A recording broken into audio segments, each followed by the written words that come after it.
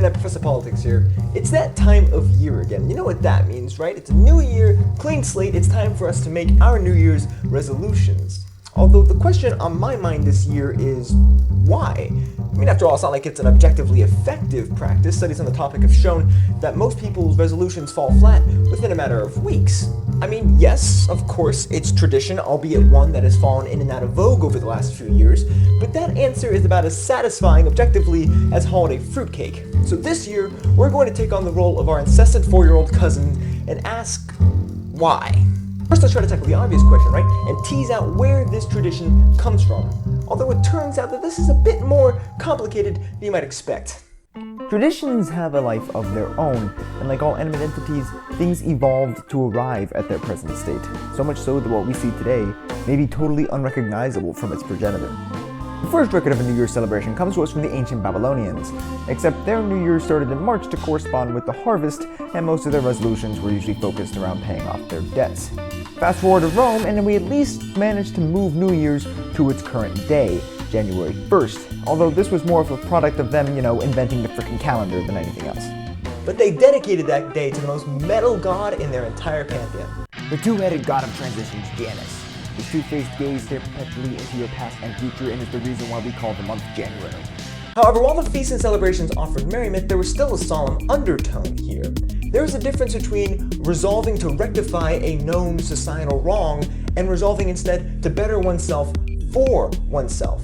The modern New Year isn't about ridding oneself of something that is socially unbecoming, it's about having a ball.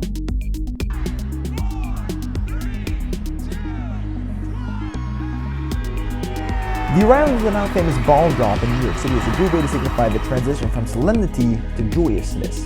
In 1904, New York Times owner Adolph Ochs decided to celebrate the opening of the paper's new building with a fireworks display to ring in 1905. Deciding to continue the tradition, he consulted Walter F. Painter, the Times' chief electrician, who suggested a time ball after seeing a similar one employed in a nearby bank. After a couple of years of preparation, the first iteration of the now famous ball made its first drop in 1907. But traditions have two components, the when and the motivation, its origins and the logic behind its propagation. Ancient peoples noticed patterns in how celestial objects traversed across the sky, and how these movements repeated like cosmic metronomes. These observations were translated to calendars that standardized celestial events as the same day. It was almost like the universe was reset after a set number of days, giving us a chance to go through another year. But everything would still move along the same route regardless of where we started. It may seem counterintuitive, but it's really an inexorable part of repetitive patterns, meaning that we are ultimately dependent on arbitrary starting points. Scientists have picked up on this. Social psychologists have noted an interesting phenomenon whereby individuals start implementing new good habits at the beginning of a new cycle. A new day, a new week, a new month, a new year. We decide that we're going to let our bad habits end at the termination of the old cycle, which is why you see a lot of individuals starting a new diet on Sunday or joining the gym at the first of the month.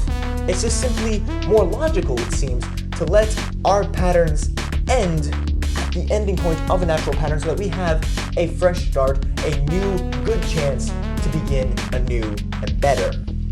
But the thing is that we decide when the start and end points of these patterns are. It's ultimately arbitrary. Each day within that cycle is just as good as any other in order to start implementing a good habit. Because of this, scientists have started to label this fallacious line of thought the fresh start fallacy. If you think about it, New Year's is premised off of a weird mix of periodicity and change. We'll be surrounded by much of the same stuff as we were last year and the year before that, and we'll use that knowledge of the environment in order to try to make a new path to an improved self. Sort of like playing a new save file on a familiar video game in order to get a new high score, or to rectify the damage that your siblings have incurred on your old Pokemon lineup. But the interesting thing is that there is no objective periodic event to base your calendar off of. First off, what celestial entity do you choose to employ? The sun, the moon, Venus, Jupiter? It's tough to decide, and if you can't, you could just be like the Maya, who very well may have had some sort of calendar or another to mark the transits of all 4 of these bodies. Even if you choose to base it on the Earth's movements around the sun, you're still stuck with 3 options of slightly varying lengths: the sidereal, tropical, and anomalistic years. There's an amazing video by Minute Physics that deal with the differences between these 3 in more depth, but the sheer existence of the differences speaks volumes. It compounds the fact that our grand dash around the solar system is simply part of a galactic procession marching around the center of our Milky Way. We are never actually in the same place twice, sort of making the fresh start fallacy that much more poignant because there is no initial position to return to or reset at. Far from being pointless, like countless curmudgeonly cynics will charge, New Year's is a rather optimistic holiday. Like Janus, we stand at the precipice of the past and future, of the previous and of the new year, and we see all the opportunities in both junctures, and we decide that we are going to improve ourselves to become better than we were before. And even if our more auspicious goals fail, which, better or worse, is statistically the case, it doesn't mean that we will fail to become better. There are smaller, more manageable goals that can impact us in meaningful ways. You can resolve to learn something new every day, to become kinder to your neighbors, or you can feel free to use my actual New Year's resolution, to smile a bit more, and to be grateful for the things that we have. And on that note, I would like to make a few thanks. First off, I'd like to thank my little brother for unwittingly letting me borrow his tie and his belt. I actually left a whole bunch of clothes back in Gainesville that I had meant to pack, but ultimately didn't, so he doesn't know that I'm borrowing his clothes, but he will when he watches the video, so thank you, Matthew. I really do appreciate that.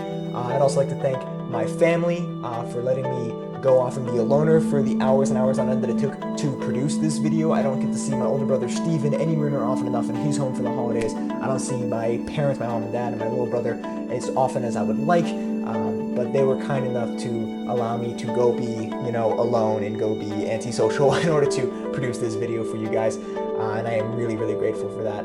I also would like to say thank you to you guys for watching this, and for being so supportive, and for undertaking this journey with me into the awesome and wonderful world of the social sciences. So, as always, thanks for watching, and I'll see you in the new year.